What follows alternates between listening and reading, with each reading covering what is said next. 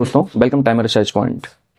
दोस्तों भारत के इतिहास में ऐसे हजारों प्रश्न हैं जिनका जवाब देना लगभग नामुमकिन है। उसमें से कुछ प्रश्न ऐसे हैं जिनका जवाब देना कुछ परसेंट तक हाँ है, क्योंकि इतिहासकार जो पुराने समय के हैं और जो वर्तमान समय के हैं इनकी रिसर्च के हिसाब से देखें तो ऐसे बहुत सारे प्रश्न हैं जिनका जवाब एग्जैक्टली अभी तक बना नहीं। आज हम वैसे ही एक प्रश्न का जवाब ढूंढेंगे और ढूंढने की कोशिश करेंगे, क्योंकि इतिहासकारों ने उसका जो जवाब दिया वो आज तक कोई तथ्यपरक बात नहीं बता पाए। हम लोग बात कर रहे हैं 1325 ईस्वी की। 1325 ईस्वी में दिल्ली सल्तनत पर शासन था मोहम्मद बिन तुगलक का। तुगलक ने अचानक से एक फरमान जारी किया और फरमान ये था कि पूरी की पूरी दिल्ली, जिसमें उस समय लगभग 50,000 लोग रहते हैं, उन सब लोगों को अचानक से दिल्ली से उठाकर दौलताबाद शिफ्ट कर दिया जाएगा। यानी आप समझिए कि पूरा का पूरा एक बसा हुआ शहर जिसमें 50,000 से लोग रहते हैं, जिसमें बहुत बड़ी जनसंख्या, उनके व्यवसाय करने के सारे प्रशासन हैं वहाँ पर, लेकिन उस सारी जनसंख्या को उठाकर अचानक से दिल्ली से दौलताबाद यानी लगभग 1200 किलोमीटर दूर शिफ्ट करने के लिए मोहम्मद बिन तुगलक ने एक फरमान जारी कर दिया। फरमान का कुछ प्रारूप ऐसा था कि टाइम दिया गया सिर्फ 1 महीने का, यानी 15 जनवरी को ये फरमान जारी होता है और 15 फरवरी को पूरी की पूरी दिल्ली खाली करने के लिए बोल दिया जाता है।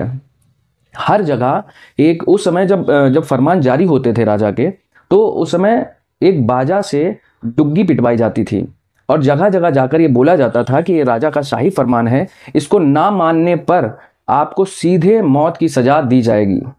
राजा के इस फरमान को तुरंत के तुरंत वहां के लोग एक्सेप्ट करते हैं।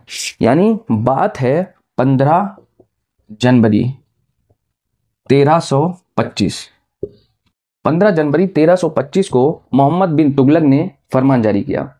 फरमान में ये लिखा था कि आज से ठीक 1 महीने के बाद, यानी 15 फरवरी 1325, पूरी की पूरी दिल्ली खाली कर देनी है। देखिए, दिल्ली भारत के नक्शे में कुछ कुछ यहाँ पर है और दौलताबाद भारत के नक्शे में कुछ कुछ यहाँ पर है, जो कि महाराष्ट्र में है। उस समय जब मोहम्मद बिन तुगलक गद्दी पर बैठे, उस समय ये पूरा एरिया, ये पूरा एरिया मोहम्मद बिन तुगलक के अंडर आता था। यानी भारत के लगभग सभी जगहों पर मोहम्मद बिन तुगलक का शासन था। यहाँ से यहाँ तक कि ये है रूट, जो कि उस समय लगभग 1200 किलोमीटर था, यानी 700 मील। इस 700 मील को तय करने के लिए 40 दिन का समय दिया गया था, 40 डेज ओनली। अब एग्जैक्ट में होता क्या है, देखिए, गयासुद्दीन तुगलक, जो कि मोहम्मद बिन तुगलक के पिताजी थे, गयासुद्दीन तुगलक ने तुगलक वंश की स्थापना की। गयासुद्दीन तुगलक ने अपनी मृत्यु से पहले ही ये बता दिया कि उनके बेटे यानी कि मोहम्मद बिन तुगलक को अब राजा बनाया जाएगा। तो मोहम्मद बिन तुगलक का नाम उस समय उल्गू खां था, या बाद में इनका नाम रखा गया जौना खां। इन्होंने पिताजी की मृत्यु के बाद गद्दी पर यानी शासन पर बैठना स्टार्ट किया। मोहम्मद बिन तुगलक की जो राजनीतिक समझ ये थी कि किसी धर्म को छोड़कर जो योग्य व्यक्ति हैं उनको लाकर गद्दी पर बैठाना चाहिए। उसने ऐसा किया भी। बहुत बड़ी एक एरिया पर मोहम्मद बिन तुगलक ने कब्जा कर लिया। इस कब्जा के हिसाब से अगर ध्यान से देखें तो मोहम्मद बिन तुगलक उस समय ये पूरा एरिया और यहाँ का पूरा एरिया, ये इधर का पूरा एरिया मोहम्मद बिन तुगलक के कंट्रोल में आता था। मोहम्मद बिन तुगलक ने गद्दी पर बैठने के कुछ ही दिनों के बाद ये सोचा, जैसा इतिहासकार बताते हैं, कि अगर हम अपनी राजधानी यहाँ से यहाँ शिफ्ट करते हैं तो ये एरिया, इस एरिया को गवर्न करने के लिए यानी कंट्रोल करने के लिए पूरा का पूरा माफिक एरिया है। यानी अगर कोई गद्दी यहाँ पर राजा बैठेगा तो इस एरिया को आराम से देख सकता है और कंट्रोल कर सकता है। इतिहासकारों के हिसाब से ये यहाँ से यहाँ तक उस समय लगभग 1100 कुछ, यानी लगभग 1200 किलोमीटर की एरिया जो रास्ता था वो था। 15 जनवरी को फरमान जारी होता है। 15 फरवरी को वहाँ से हर इंसान को 14 दिन का टाइम देकर रवाना करने के लिए बोल दिया जाता है।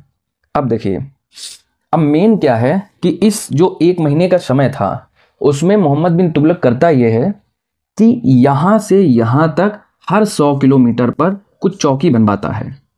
ये चौकी इसलिए बनवाता है कि हम पहले पड़ाव को 100 किलोमीटर की दूरी तय करने के बाद वहां पर रुकेंगे और खाने पीने की व्यवस्था, सबको लेकर रहने की व्यवस्था वहां पर कर देंगे। ऐसे ही यहां से यहां तक इसने इन 1 महीने के समय में रास्ता बनवाए, चौकियां बनवाई, रुकने के, खाने पीने के, प्रशासन की व्यवस्था पूरी की। और ठीक 15 फरवरी को पूरा का पूरा शहर दिल्ली खाली करा लिया गया। और पूरा का पूरा शहर दिल्ली खाली कराकर ये सब लोग दौलताबाद जाकर रहने लगे। अब सोचिए, एक बसा हुआ शहर जिसको 5 मिनट में खाली कराने के लिए घोषणा कर दी जाए और 1 महीने के समय में उसको खाली करवा दिया जाए, उस एरिया पर कितना इम्पैक्ट पड़ेगा। ऐसा ही हुआ था उस समय। एक बहुत बड़े इतिहासकार हैं जेनेरियो डी फ्रैंका, जो कि उस समय रशिया में रहते थे, बाद में अमेरिका में गए, फिर भारत में आकर उन्होंने रिसर्च किया। उनकी रिसर्च के हिसाब से ये जो यहाँ से यहाँ तक लाए थे, इसका अलग ही एक सिस्टम था। और सिस्टम जुड़ा है उस समय के खजाने से।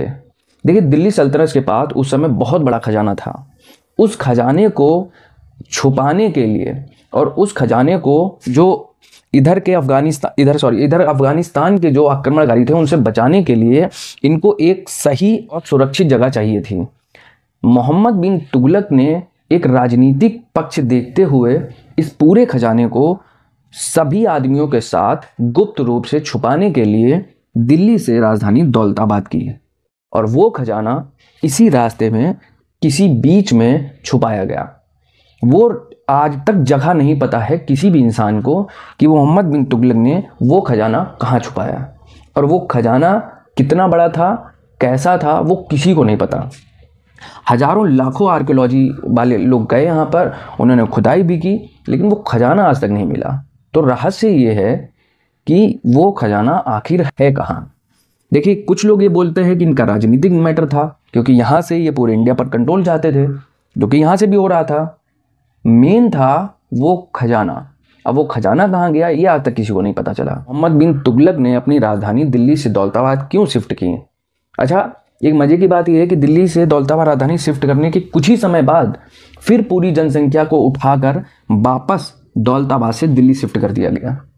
इस प्रश्न का जवाब आज तक एग्जैक्ट यानी तथ्यपरक किसी ने भी नहीं दिया कि यहाँ से यहाँ 50,000 की जनसंख्या को लेके जाओ और कुछ समय के बाद फिर 50,000 की जनसंख्या को वापस दिल्ली पहुँचा दो और अपना शाही तख्त वहीं से प्रशासन करना स्टार्ट कर दो।